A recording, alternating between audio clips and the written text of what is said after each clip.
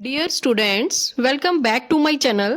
आज मैं आप सबके लिए टेंसेस का पार्ट 3 लेकर आई हूँ और जिन्होंने अभी तक पार्ट 1 और पार्ट 2 नहीं देखा है तो प्लीज़ पहले पार्ट 1 और पार्ट 2 देखें, जिसका लिंक मैं आपको डिस्क्रिप्शन में दे दूंगी। तो आज मैं आपको पास्ट टेंस की फुल एक्सप्लेनेशन दूंगी with all rules and examples. So let's begin to the video. First of all, I want to tell you that what is a past tense. So a sentence which shows that the action was done at the past time. एक ऐसा sentence जिससे हमें क्या पता चलता है कि जो एक्शन है वो कब किया गया है, पास्ट टाइम में. For example, I went to school. Now I am going to explain you the 4 forms of past tense. First of all, we are going to start with past indefinite. तो past indefinite के लिए जो हमारे पास rule आता है, subject के साथ हम लोग यूज करते हैं वर्ब की सेकेंड फॉर्म प्लस ऑब्जेक्ट, और हेल्पिंग वर्ब में हम लोग यूज करते हैं डिड. और इसमें आपने एक चीज का ध्यान रखना है, जब भी हम डिड यूज करेंगे नेगेटिव सेंटेंसेस में या फिर हेल्पिंग वर्ब के तौर पे, तो तब हमने वर्ब की फर्स्ट फॉर्म यूज करनी है. So past indefinite sentence is use to express. कहाँ पे हम लोग यूज करते हैं पास्ट इंडेफिनेट सेंटेंसेस को? तो number 1, N action that took place in the past.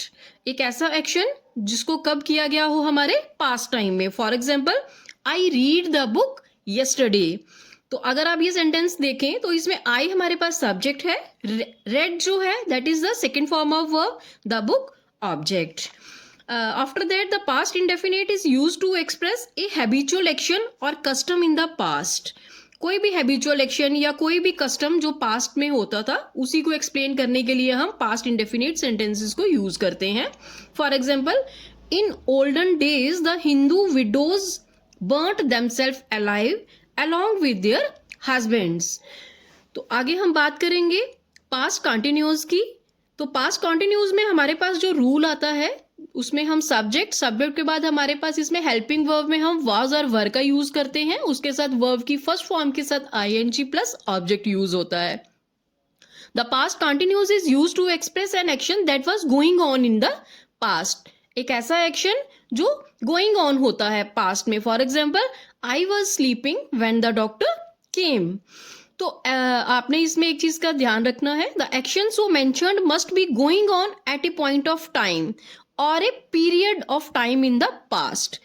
जैसे कि मैं एक सेंटेंस आपको बताती हूँ, he was digging the well at 10 AM yesterday. तो ये पॉइंट ऑफ टाइम है that he was digging the well at 10 AM yesterday. और सेम सेंटेंस को मैं बोल रही हूँ, he was digging the well all day. वहां पे मैंने क्या बोला, एट 10 AM, और यहाँ पे मैं बोल रही हूँ ऑल डे. तो ये हमें पीरियड ऑफ टाइम बताता है. ठीक है, तो इसका ध्यान रखना है. आफ्टर दैट हमारे पास आ जाएगा पास्ट परफेक्ट टेंस, जिसमें हमारे पास क्या रूल जाता है, सब्जेक्ट के बाद एज ए हेल्पिंग वर्ब हम लोग यूज करते हैं हैड प्लस वर्ब की थर्ड फॉर्म प्लस ऑब्जेक्ट. तो पास्ट परफेक्ट टेंस जो है वो हम कहाँ पे यूज करते हैं? तो past perfect tense is use to express an action that had been completed before another action started. तो एग्जाम्पल से समझ लीजिएगा. For example, he had robbed the women before the police arrived. So the past perfect tense may be used in simple sentences when they contain such words. कौन से words जब use होते हैं? Still, before, already. Uses देखिए, I had never known it before. He had already finished his work. In section C, the past perfect tense may also be used to express an unfulfilled condition in the past. एक ऐसी condition जो unfulfilled रहती है कहाँ पे? Past में. For example, if the clerk had helped the poor, God would have blessed him. तो ये था हमारे पास पास्ट परफेक्ट टेंस. अब हम बात करेंगे पास्ट परफेक्ट कॉन्टिन्यूअस टेंस की. पास्ट परफेक्ट कॉन्टिन्यूअस टेंस के लिए जो रूल है दैट इज सब्जेक्ट के बाद हम लोग हैड बीन का यूजेज करते हैं प्लस वर्ब की फर्स्ट फॉर्म के साथ ING plus object plus since और फार का यूजेज, जो हमने कल भी किया था किसमें? प्रेजेंट परफेक्ट कॉन्टिन्यूअस टेंस में. तो the past perfect continuous tense is used to express an action which had not been completed before another began. तो एक किस चीज को एक्सप्रेस करता है? एक ऐसा action which had not been completed before another began. तो एग्जाम्पल में देखिए, we had been singing when the teacher entered the class. तो ये डिस्क्रिप्शन थी हमारे पास किसकी, पास्ट टेंस की। तो हम जल्द ही आपके लिए पार्ट 4 लेके आएंगे। आई होप आप सभी को टेंसेस करने में मज़ा आ रहा होगा, अच्छे से समझ में भी आ रहा होगा। अगर आपको वीडियो पसंद आए तो वीडियो को लाइक और चैनल को सब्सक्राइब करना ना भूलें।